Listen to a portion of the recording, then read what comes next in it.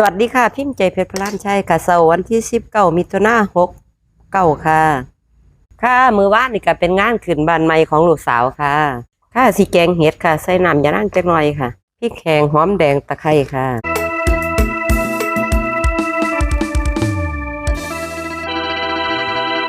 ลาแฟ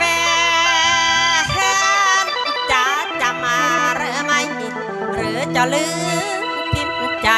ว่าจะได้น้องมา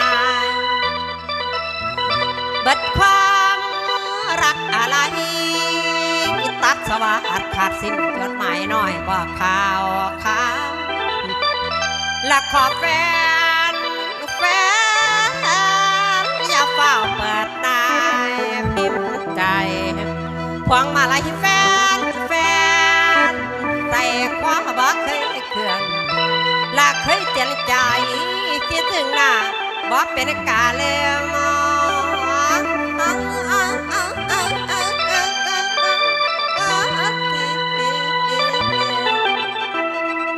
ละบางเวทีจนน้ำตาแลรีน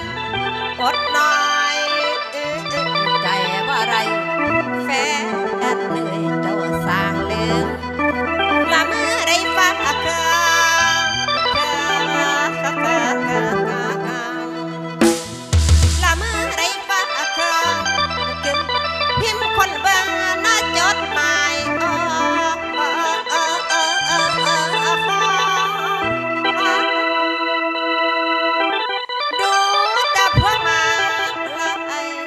เป็นผู้ใจ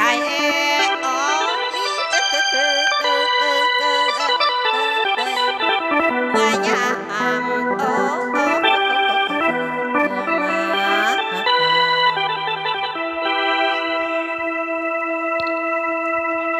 การมาแถมถอย